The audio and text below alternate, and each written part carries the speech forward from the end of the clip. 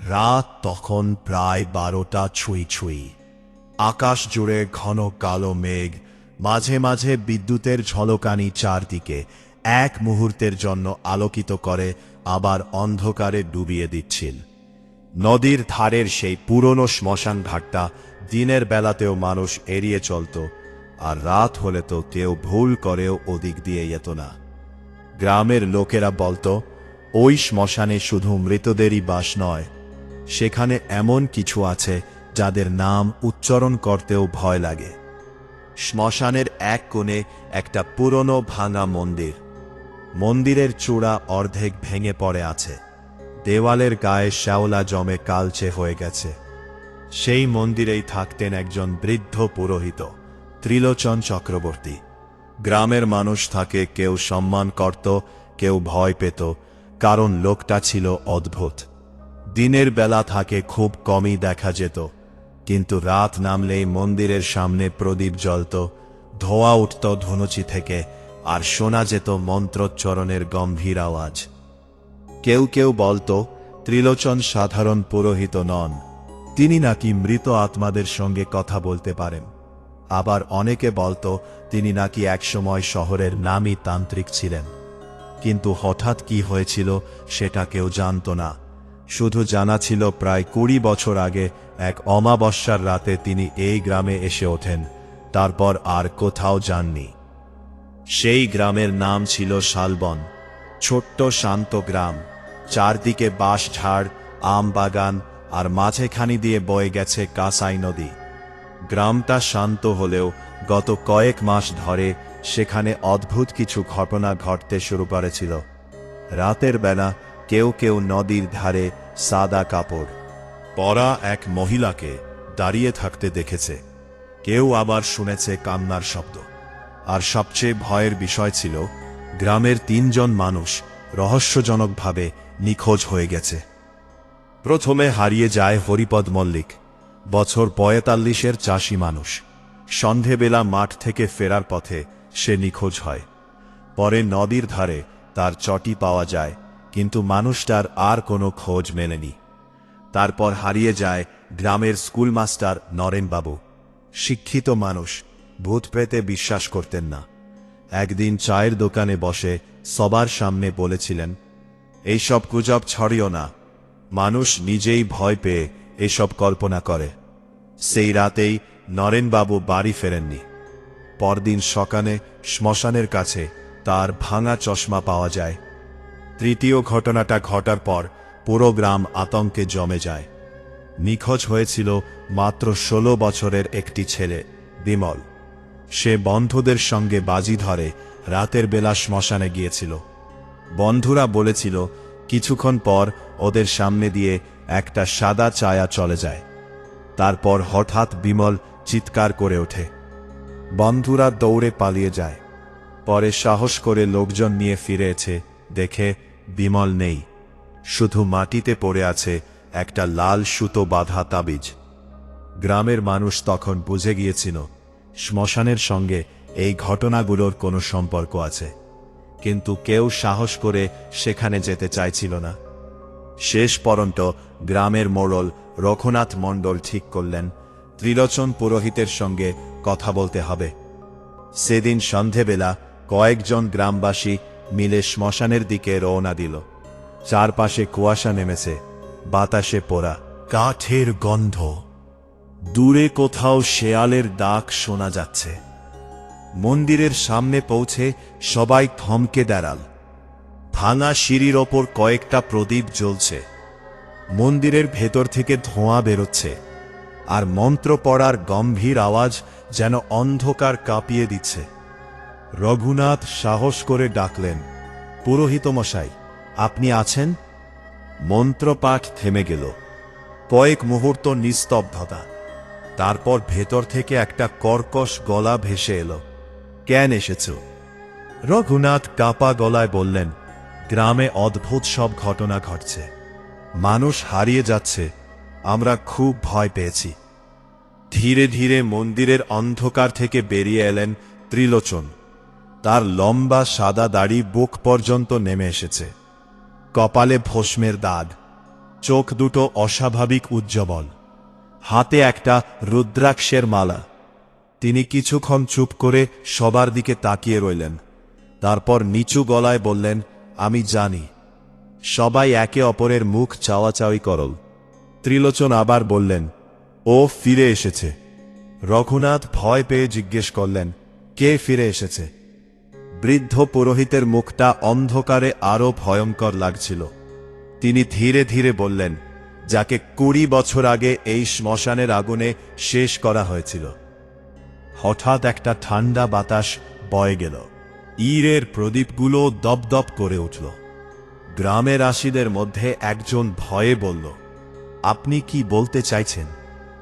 ত্রিলোচন উত্তর দিলেন না। তিনি শুধু আকাশের দিকে তাকালেন। দূরে বাজ পড়ল। তারপর খুব আস্তে বললেন, এই গ্রামের একটা পাপ এখনো মাটির নিচে চাপা পড়ে আছে, আর সেই পাপের শাস্তি এখন সবাইকে পেতে হবে। সেদিন আর কেউ কোনো প্রশ্ন করার সাহস পায়নি। সবাই দ্রুত গ্রামে ফিরে যায়। কিন্তু সেই রাত থেকেই শালবনের ভয় আরও বেড়ে যায়, কারণ ঠিক মধ্যরাতে গ্রামের মাঝখানের পুরনো বটগাছের দিক থেকে এক মহিলার কান্নার শব্দ ভেসে আসে। এত স্পষ্ট যেন কেউ বুক ভেঙে কাঁদছে।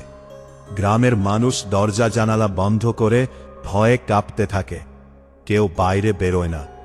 শুধু একজন বেরিয়েছিল, রবিন। বয়স 24, শহরে কলেজে পড়াশোনা করত। কয়েকদিন আগে মায়ের অসুস্থতার খবর শুনে গ্রামে ফিরেছে। গ্রামের এসব ভূতের গল্প শুনে সে হাসত।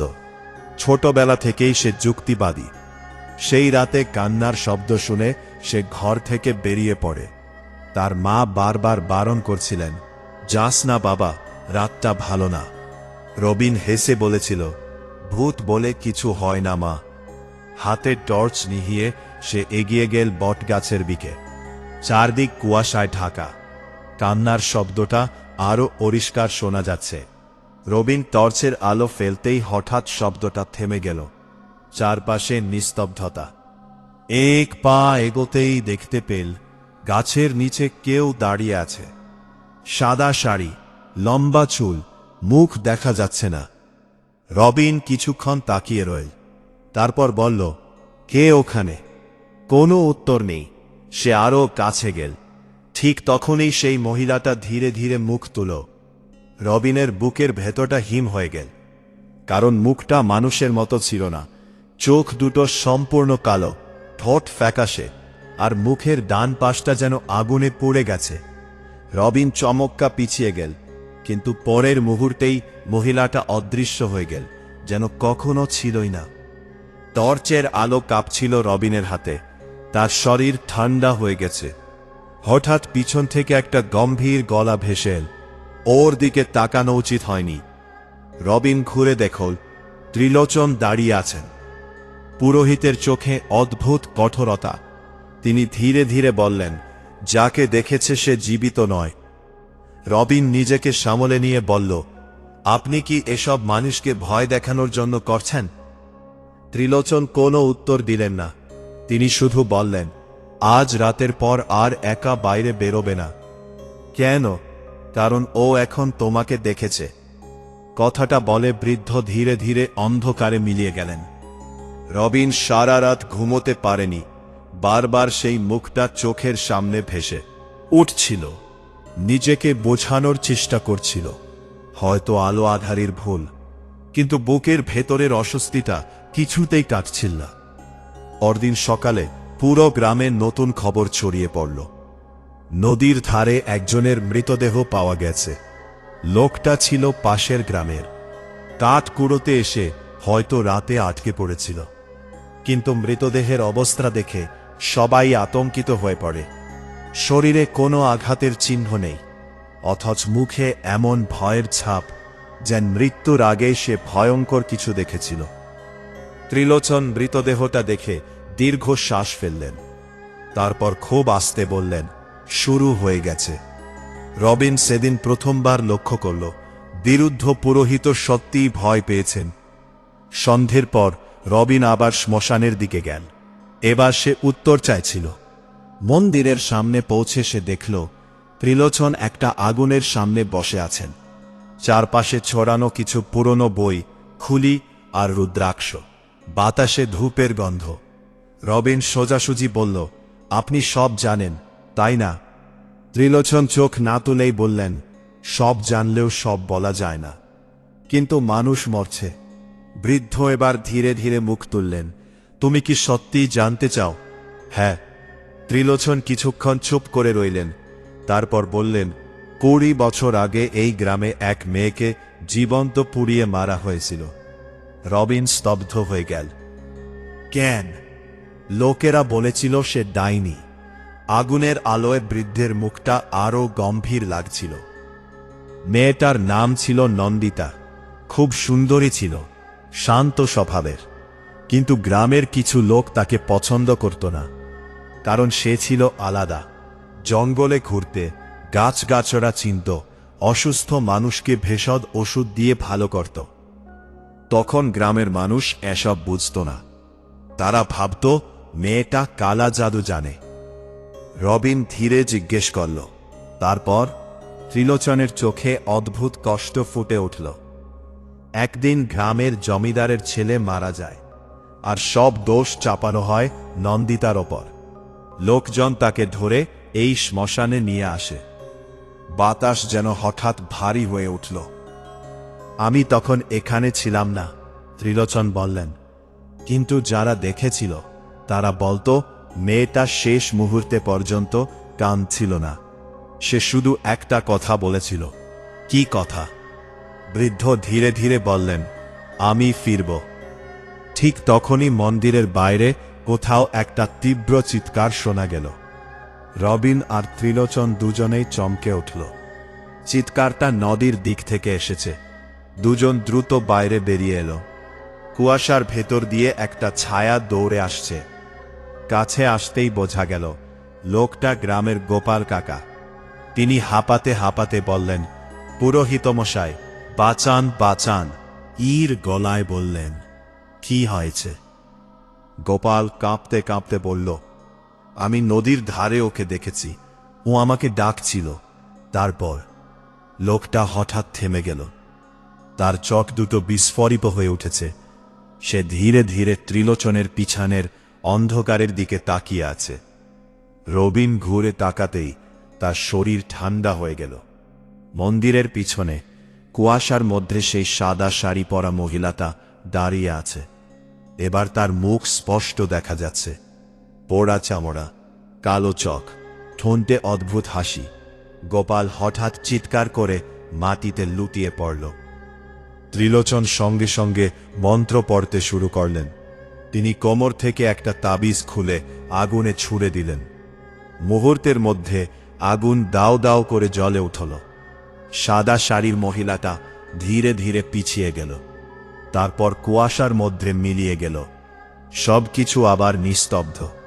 রবিন বুঝতে পারছিল না সে যা দেখল তা সত্যি নাকি দুঃস্বপ্ন। ত্রিলোচন গম্ভীর মুখে বললেন, এখন আর সময় নেই। মানে? ও শুধু প্রতিশোধ নিতে আসেনি, ও কিছু খুঁজছে। কি খুঁজছে? বৃদ্ধ পুরোহিত ধীরে ধীরে রবিনের দিকে তাকালেন। যে মানুষটা আসল সত্যিটা লুকিয়েছিল। সেই রাতেই গ্রামের ওপর যেন আরও ভয়ঙ্কর ছায়া নেমে এল। বাড়ির বাইরে কুকুরগুলো অকারণে চিৎকার করছিল। বাতাসে পোড়া গন্ধ, আর দূরে কোথাও থেকে ভেসে আসছিল মহিলার হাসির শব্দ। রবিন জানত সে এখন এমন এক রহস্যের মধ্যে ঢুকে পড়েছে যেখানে সহজে বেরিয়ে আসা যাবে না। আর তারও অজান্তে গ্রামের বহু পুরনো এক অন্ধকার ইতিহাস ধীরে ধীরে জেগে উঠছিল। পরদিন সকালটা যেন অস্বাভাবিক নিস্তব্ধ ছিল। সাধারণত ভোর হতেই শালবন গ্রামের চারপাশে পাখির ডাক, গরুর ঘণ্টার শব্দ আর মানুষের হাঁক ডাক শোনা যেত। কিন্তু সেদিন যেন পুরো গ্রাম একটা অদৃশ্য ভয়ে চুপ করেছিল। কেউ ঘর থেকে বেরোতে চাইছিল না। আগের রাতের ঘটনার কথা মুহূর্তের মধ্যে ছড়িয়ে পড়েছিল। গোপাল কাকা এখনো অচেতন। গ্রামের কবিরাজ, ডাক্তার সবাই এসে দেখে গেছে, কিন্তু কেউ বুঝতে পারছে না কেন লোকটা জ্ঞান ফিরছে না। তার শরীরে কোনো অসুখ নেই, তবুও মুখটা ভয়ে শক্ত হয়ে আছে, যেমন এখনো সে সেই ভয়ঙ্কর দৃশ্যটাই দেখছে। রবিন সারা রাত প্রায় ঘুমোয়নি। মাথার ভেতর বারবার ঘুরছিল সাদা শাড়ি পরা মহিলার মুখটা। সে নিজেকে বোঝানোর চেষ্টা করছিল, হয়তো এসবের কোনো যুক্তিসঙ্গত ব্যাখ্যা আছে, কিন্তু গভীর রাতে যে জিনিসটা সে নিজের চোখে দেখেছে সেটা মনে পড়িতেই শরীর ঠান্ডা হয়ে যাচ্ছিল। সকালবেলা সে আবার শ্মশানের দিকে রওনা দিল। কাঁসাই নদীর ধারে কুয়াশা তখনও পুরো কাটেনি, বাতাসে একটা স্যাঁতস্যাঁতে গন্ধ। শ্মশানের ভাঙা মন্দিরটার সামনে পৌঁছেই রবিন থেমে গেল। ত্রিলোচন পুরোহিত মাটিতে সাদা গুঁড়ো দিয়ে গোল একটা চিহ্ন আঁকছেন, চারপাশে রাখা কয়েকটা প্রদীপ। তার ঠোঁট নড়ছে, কিন্তু খুব নিচু গলায় মন্ত্র পড়ছেন বলে শব্দ বোঝা যাচ্ছে না। রবিন এগিয়ে যেতেই বৃদ্ধ বললেন, ভেতরে এসো না। কেন? এখন এই জায়গাটা রক্ষা কবচের মধ্যে আছে। থেমে গেল। ত্রিলোচন কাজ শেষ করে ধীরে ধীরে উঠে দাঁড়ালেন। তার চোখের নিচে কালি পড়েছে, মনে হচ্ছে সারা রাত তিনিও ঘুমননি। আপনি কি সত্যিই বিশ্বাস করেন ও একটা আত্মা? বৃদ্ধ কিছুক্ষণ চুপ করে রইলেন, তারপর বললেন, সব আত্মা একরকম হয় না রবিন। কেউ শুধু মুক্তি চায়, কেউ প্রতিশোধ। আর নন্দিতা? ত্রিলোচনের চোখে অদ্ভুত ছায়া নেমে এলো।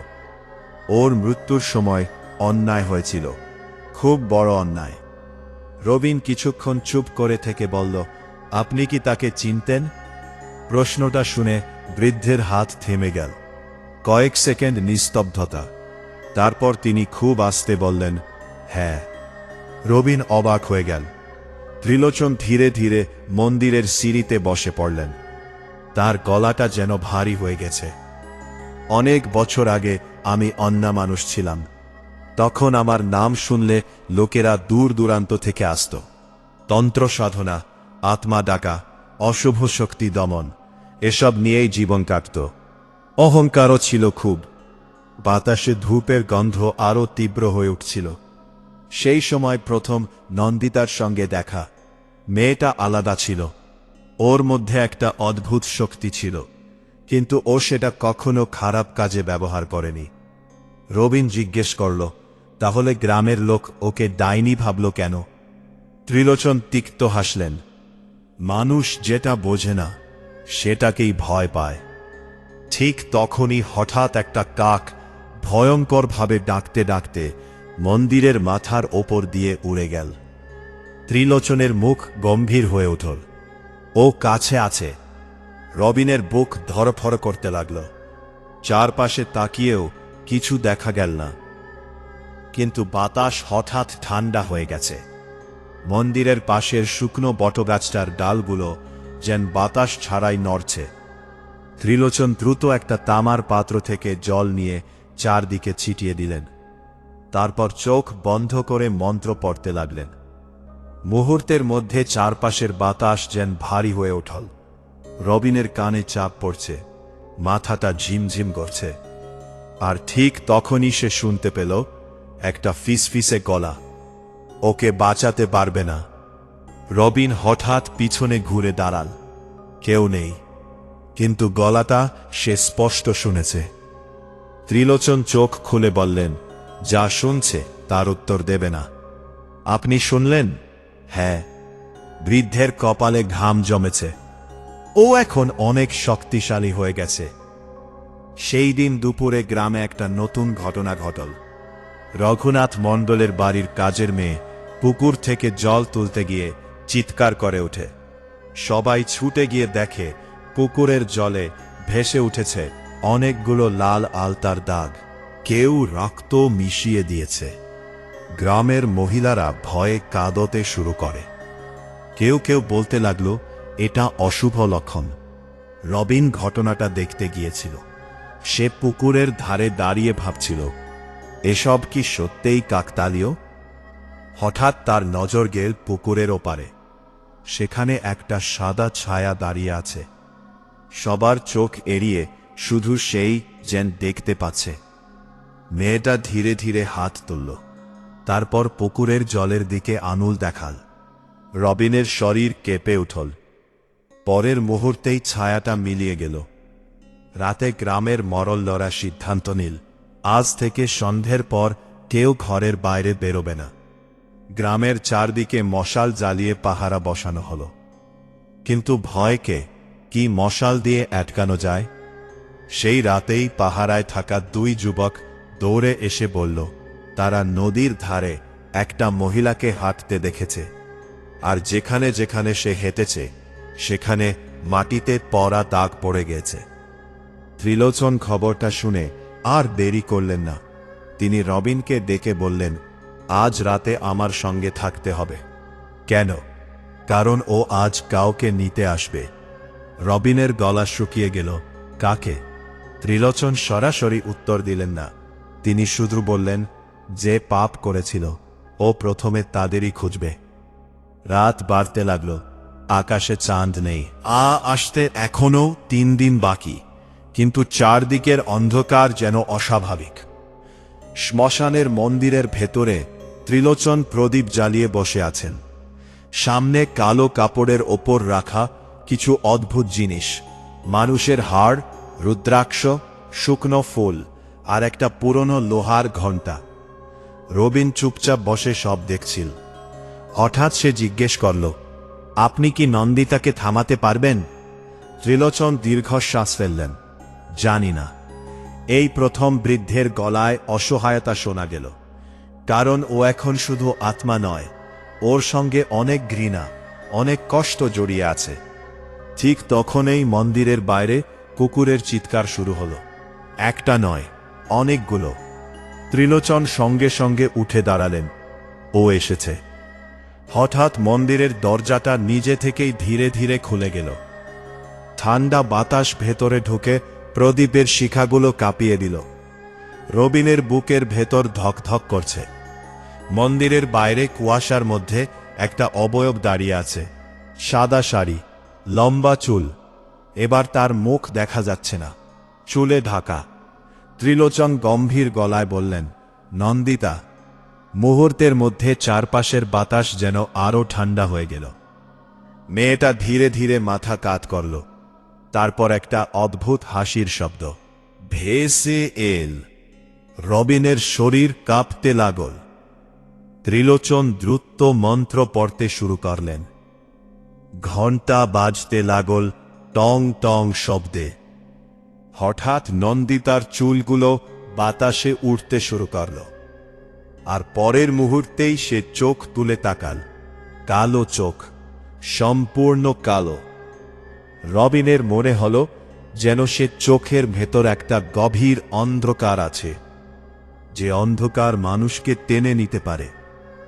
হঠাৎ নন্দিতা চিৎকার করে উঠল। শব্দটা এত তীব্র ছিল যে রবিন নিজের কান চেপে ধরল। মন্দিরের দেওয়ালে ফাটল ধরতে শুরু করল। প্রদীপগুলো একসঙ্গে নিভে গেল। অন্ধকার। পুরো মন্দির ডুবে গেল ঘুটঘুটে অন্ধকারে। রবিন শুধু শুনতে পাচ্ছিল ত্রিলোচনের গম্ভীর মন্ত্রপাঠ। তারপর একটা ঠান্ডা হাত এসে ছুঁয়ে গেল রবিনের কাঁধ। সে জমে গেল। কানের কাছে ফিস ফিস করে একটা গলা বলল, সত্যিটা খুঁজে বের করো। হঠাৎ আবার সব স্বাভাবিক হয়ে গেল। প্রদীপগুলো জ্বলে উঠেছে, বাতাস থেমে গেছে। মন্দিরের বাইরে কেউ নেই। নন্দিতা অদৃশ্য। রবিন হাঁপাচ্ছিল, তার শরীর ঘামে ভিজে গেছে। ত্রিলোচন মাটিতে বসে পড়েছেন। মনে হচ্ছে কয়েক মুহূর্তেই তিনি অনেকটা বুড়ো হয়ে গেছেন। আপনি ঠিক আছেন? বৃদ্ধ ধীরে মাথা নাড়লেন। ও তোমাকে কিছু বলেছে? রবিন কিছুক্ষণ চুপ করে রইল। তারপর ফিসফিস করে বলল, ও বলল সত্যিটা খুঁজে বের করতে। ত্রিলোচনের মুখ ফ্যাকাশে হয়ে গেল। তিনি ধীরে ধীরে চোখ বন্ধ করলেন। তাহলে সময় এসে গেছে।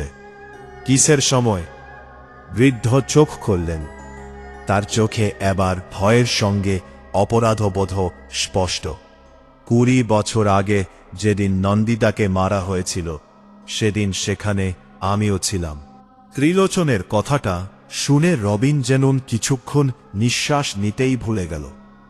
মন্দিরের ভেতরে তখনও ধূপের গন্ধ ভাসছে। প্রদীপের কাপা আলোয় বৃদ্ধ পুরোহিতের মুখটা আরো ক্লান্ত আর অপরাধবোধে ভরা লাগছিল। বাইরে কাসাই নদীর দিক থেকে ঠান্ডা বাতাস এসে মাঝে মাঝে মন্দিরের দরজাকে কঙ্কিয়ে তুলছিল। রবিন ধীরে ধীরে বলল, আপনি সেখানে ছিলেন? ত্রিলোচন মাথা নিচু করলেন। হ্যাঁ। তাহলে আপনি ওকে বাঁচাননি কেন? প্রশ্নটা শুনে বৃদ্ধের চোখে গভীর যন্ত্রণা ফুটে উঠল। কিছুক্ষণ তিনি চুপ করে রইলেন। তারপর খুব আস্তে বললেন, কারণ তখন আমি কাপুরুষ ছিলাম। মন্দিরের বাইরে কোথাও একটা পেঁচার ডাক শোনা গেল। ত্রিলোচন ধীরে ধীরে বলতে শুরু করলেন, সেদিন রাতেও এরকমই অন্ধকার ছিল। গ্রামের মানুষ পাগলের মতো আচরণ করেছিল। আমারও কাছে ধরে এত পাগলেনি। নন্দিতার ডাইনি, ও গ্রামকে শেষ করে দেবে। আমি তখন সদ্য এই এলাকায় এসেছি। মানুষ আমাকে তান্ত্রিক বলে সম্মান করত। তারা আমার কাছে জানতে চাইল নন্দিতা সত্যিই অশুভ কিনা। রবিন নিঃশব্দে শুনছিল। আমি ওর চোখে তাকিয়েছিলাম। ত্রিলোচন বললেন, আর তখনই বুঝেছিলাম মেয়েটা নির্দোষ। ওর মধ্যে শক্তি ছিল ঠিকই, কিন্তু সেটা অন্ধকার শক্তি নয়। তাহলে? বৃদ্ধ চোখ বন্ধ করলেন। আমি সত্যিটা বলার সাহস পাইনি। পুরো গ্রাম রক্ত চাইছিল। মন্দিরের আগুনটা হঠাৎ দপ করে জ্বলে উঠল। ত্রিলোচনের গলা কেঁপে উঠল। লোকেরা নন্দিতাকে টেনে হিচড়ে শ্মশানে নিয়ে এসেছিল।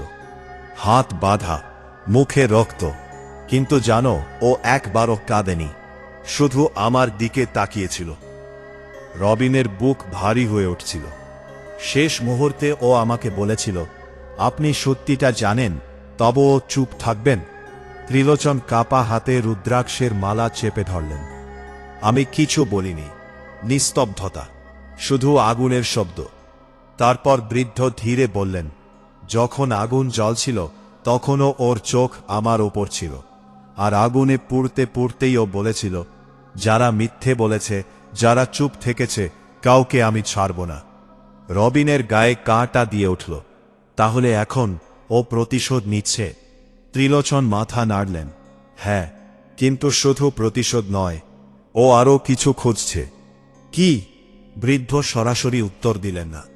তিনি উঠে দাঁড়িয়ে মন্দিরের এক কোণে গেলেন। সেখানে একটা পুরনো কাঠের বাক্স রাখা ছিল। বহু বছরের ধুলো জমে গেছে ওপরে। ত্রিলোচন ধীরে ধীরে বাক্সটা খুললেন।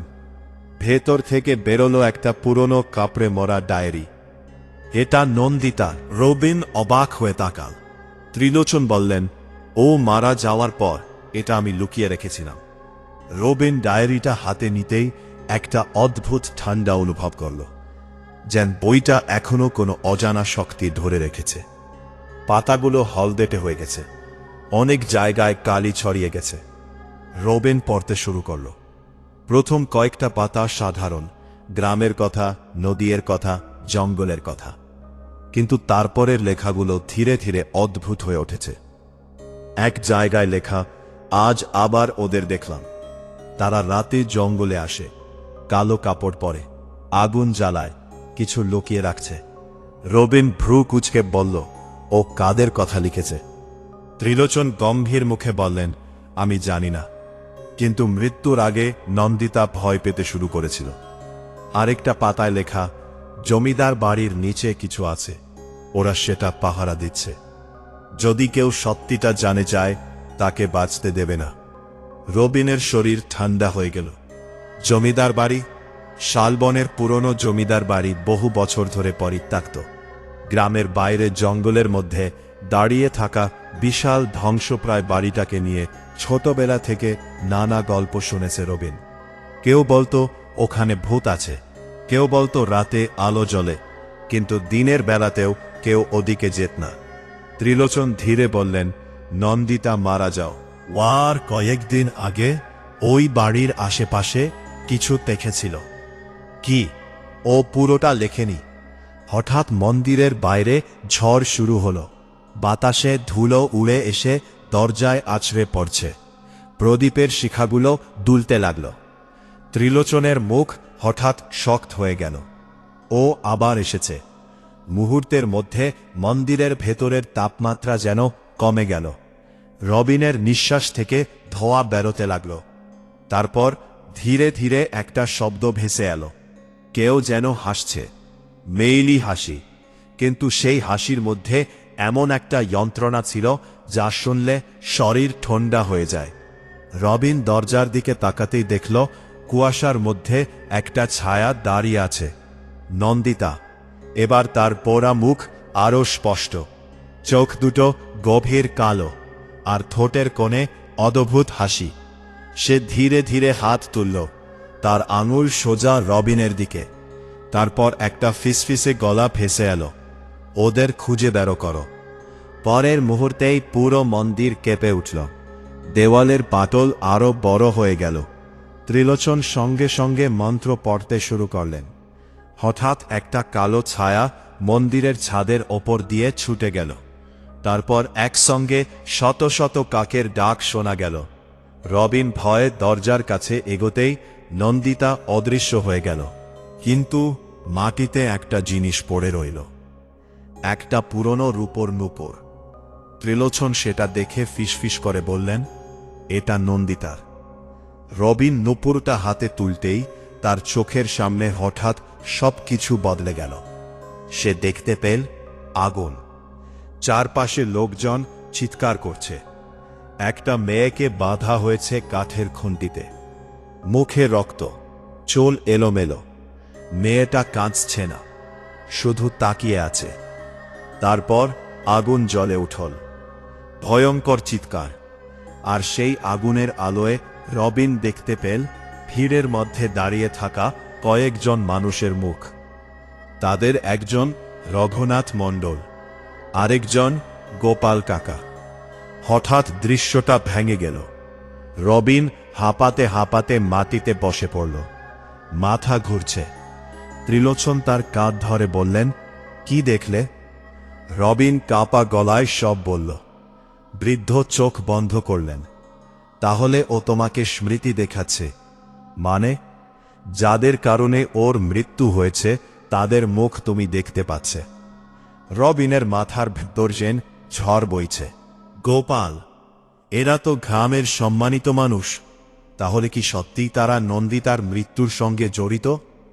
সেই রাতেই রবিন সিদ্ধান্ত নিল সে জমিদার বাড়িতে যাবে, কারণ তার মনে হচ্ছিল এই রহস্যের আসল উত্তর ওখানেই লুকিয়ে আছে। ত্রিলোচন প্রথমে রাজি হননি। ওই বাড়ি ভালো জায়গা নয়। কিন্তু রবিন জেদ করল। শেষ পর্যন্ত বৃদ্ধ বললেন, ঠিক আছে, কিন্তু আজ রাতেই যেতে হবে, কারণ অমাবস্যা যত এগিয়ে আছে ওর শক্তি তত বাড়ছে। রাত প্রায় 1টা নাগাদ তারা দুজন রওনা দিল, হাতে কেরোসিনের লণ্ঠন। চারপাশে ঘন জঙ্গল, গাছের ডালগুলো বাতাসে দুলে অদ্ভুত শব্দ করছে। দূরে শেয়ালের ডাক। জমিদার বাড়ি তার সামনে পৌঁছে রবিন থেমে গেল। বাড়িটা বিশাল, কিন্তু ভাঙাচড়া। জানালাগুলো অন্ধকার, দেওয়ালে বটগাছের শেকড় নেমে এসেছে।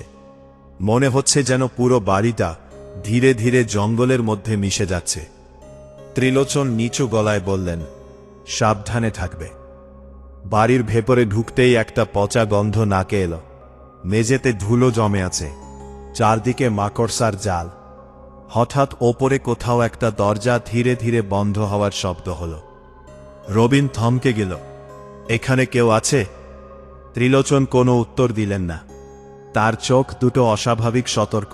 তারা ধীরে ধীরে ভেতরের বড় হল ঘরে পৌঁছাল। দেওয়ালে এখনো পুরনো জমিদারদের ছবি ঝুলছে, কিন্তু বেশিরভাগ ছবির মুখ নষ্ট হয়ে গেছে, যেন কেউ ইচ্ছে করে আঁচড়ে দিয়েছে। হঠাৎ রবিনের লণ্ঠনের আলো একটা জায়গায় পড়তেই সে থমকে গেল। মেজের ওপর সাদা গুঁড়ো দিয়ে আঁকা একটা চিহ্ন, ঠিক সেই চিহ্ন যেটা সে সকালে ত্রিলোচনকে মন্দিরে আঁকতে দেখেছিল। এটা এখানে কি করছে? ত্রিলোচনের মুখ গম্ভীর হয়ে গেল। কেউ সম্প্রতি এখানে এসেছে। ঠিক তখনই ওপরতলা থেকে পায়ের শব্দ ভেসে এলো, ধূপ ধূপ ধূপ। কেউ যেন ধীরে ধীরে হাঁটছে। রবিন লণ্ঠন তুলে তাকাল। অন্ধকার সিঁড়ি, কেউ দেখা যাচ্ছে না, কিন্তু শব্দটা স্পষ্ট।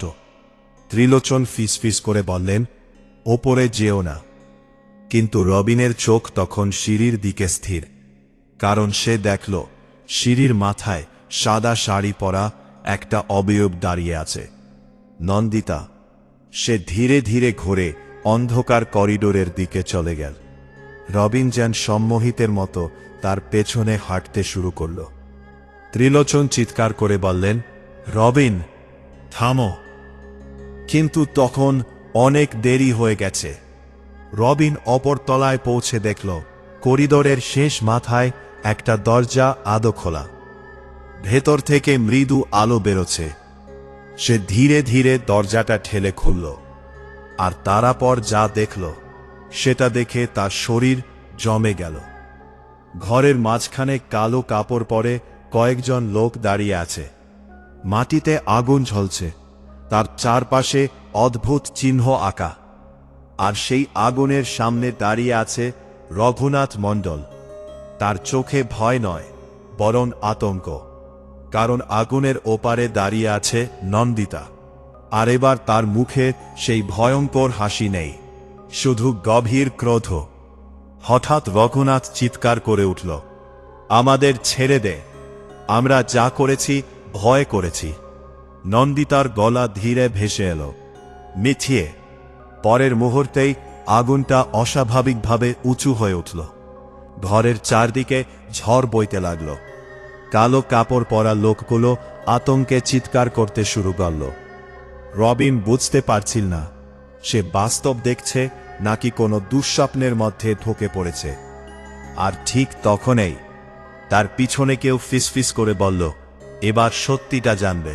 রবিন ধীরে ধীরে পিছনে ঘুরল, কিন্তু সেখানে কেউ ছিল না। ঘরটা তখন কাঁপছে। দেওয়ালের পুরনো কাঠগুলো করমর শব্দ করেছে। আগুনের শিখা অস্বাভাবিকভাবে উঁচু হয়ে উঠেছে। বাতাসের মধ্যে পড়া মাংসের গন্ধ। রঘুনাথ মণ্ডল আর কালো কাপড় পরা লোকগুলো আতঙ্কে একসঙ্গে মন্ত্র পড়তে শুরু করেছে। ত্রিলোচন দ্রুত ঘরের ভেতরে ঢুকে চিৎকার করে বললেন, রবিন, এখান থেকে বেরিয়ে আয়। কিন্তু রবিন তখন নন্দিতার দিকে তাকিয়েছিল। এবার তার চোখ দুটো আর পুরো আলো নয়, সেখানে কষ্ট আছে, রাগ আছে, আর বহু বছরের যন্ত্রণা। নন্দিতা ধীরে ধীরে হাত তুলল।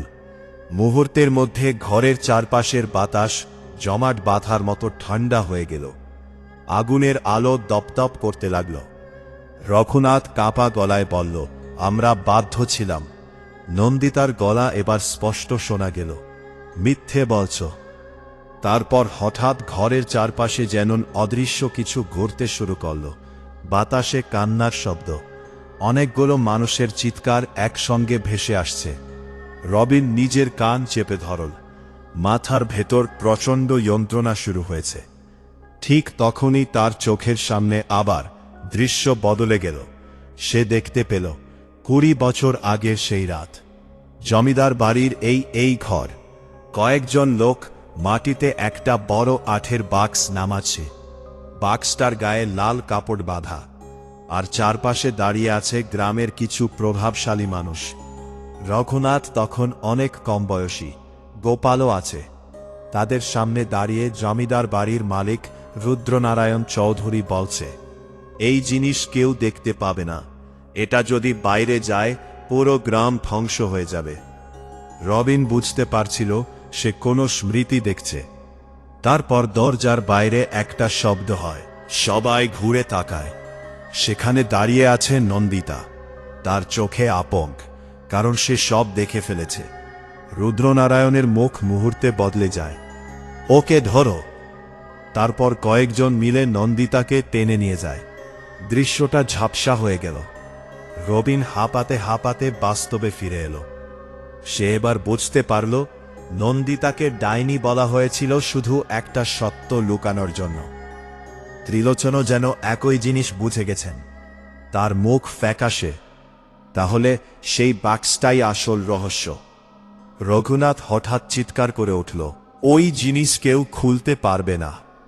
কিন্তু তখন অনেক দেরি হয়ে গেছে। নন্দিতা ধীরে ধীরে ঘরের মাঝখানের আগুনের দিকে তাকাল, আর পরের মুহূর্তেই মেঝে ফেটে একটা পুরনো কাঠের বাক্স উপরে উঠে এলো। বাক্সটার গায়ে অদ্ভুত চিহ্ন আঁকা, লোহার মোটা শিকল দিয়ে বাঁধা। ঘরের সবাই আতঙ্কে পিছিয়ে গেল। ত্রিলোচন ফিসফিস করে বললেন, এটা এখনো এখানে ছিল। রবিন জিজ্ঞেস করল, এটার ভেতরে কি আছে? কেউ উত্তর দিল না। ঠিক তখনই হঠাৎ একটা বজ্রপাত হল।